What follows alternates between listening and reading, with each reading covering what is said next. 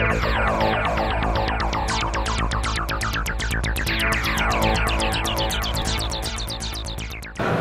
everybody, I'm Doug Llewellyn and welcome to another edition of Close Up on America's Business. We are coming to you from our studio high above the trading floor here at the American Stock Exchange on Wall Street in Lower Manhattan. Today you're going to hear the story of a very interesting company that does things that most people never think about, probably don't even know have to be done. The company we're focusing on is called J&S Precision Balancing, which is headquartered in Bohemia, New York. It is a company that, as they put it, balances just about anything that rotates. And they do a lot of work for some very specific industries. I'd like you to meet the president of the company now. His name is John Lemminn. John, welcome. Nice to have you here. Thank you. Nice to have you. Tell me a little bit about exactly what it is you do. When you say you balance anything that rotates, really, what is it we're talking about? Everything has excessive weight when it's manufactured in one section or another. And just like you balance your car tires by adding weight, we would, in certain circumstances, you may remove material or you may add material for dynamic balancing.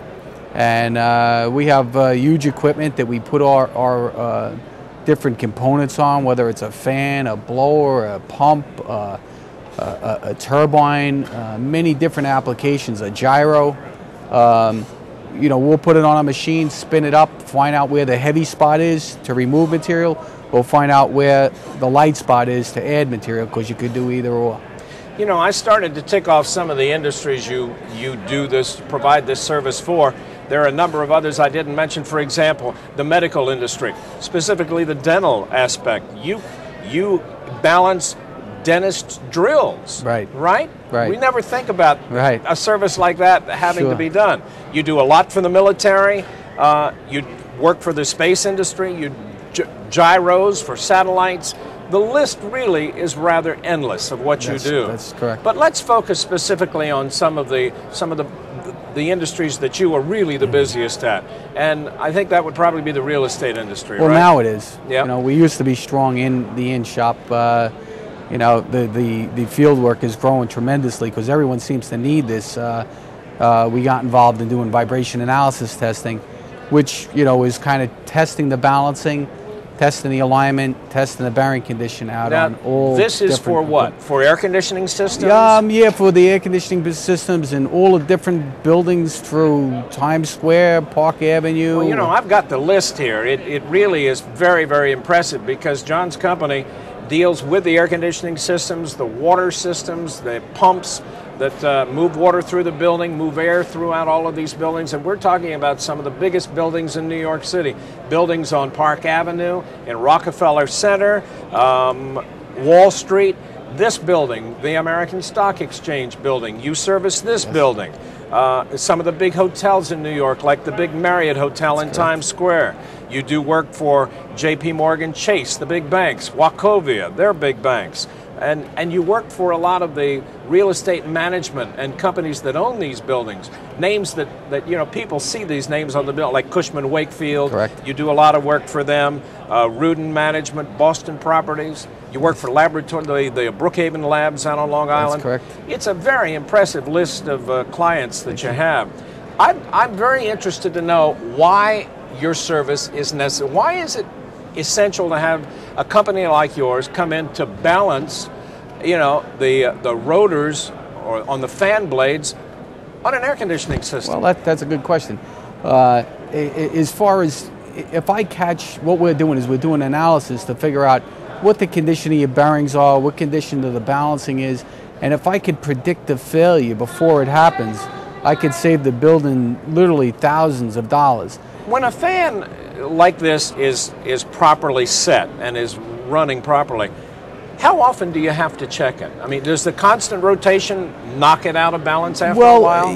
That's a good question. As far as how often you should check it depends on how critical the fan is. If it's a very critical fan in a critical environment and you don't have any kind of redundancy, a second fan to back it up, it should be checked at least on a quarterly basis. What happens when you go into a facility, be it a hospital or a hotel or a high-rise apartment building? How do you check? What do you do? Well, we actually have very sophisticated computers that we go out with, and we put these magnetic pickups right on the bearings, and it'll tell us exactly what the condition of the bearing is by frequency. And it's truly microscopic measurements that you're dealing with here. That's correct. That's correct.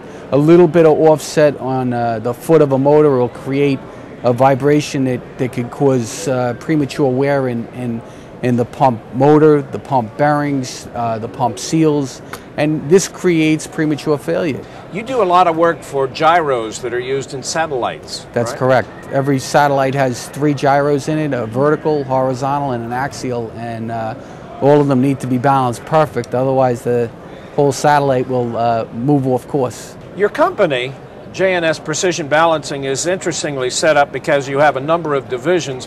One of those divisions involves variable frequency drive analysis. Yes.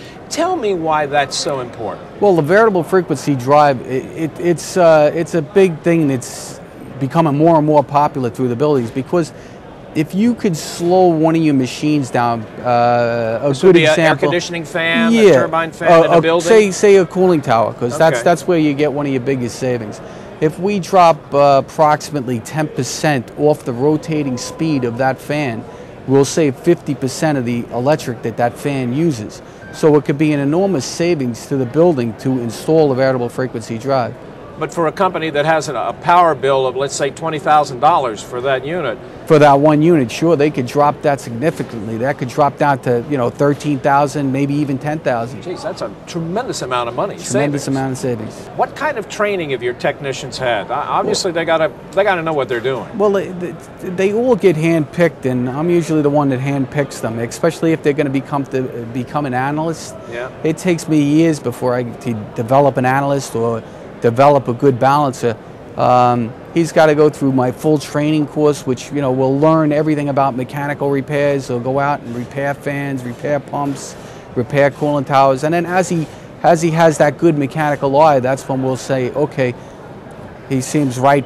We'll send him off to a school and let him learn all about vibration analysis and really become, kind of like a fan doctor, He becomes like, because that's what it is. Our analyzing, actually the graphs look like, like if you were getting an EKG in a doctor's office. That's kind of what it looks like. It's really a fascinating story about this company. What do you see for the future of this company as you look down the road? What are your plans?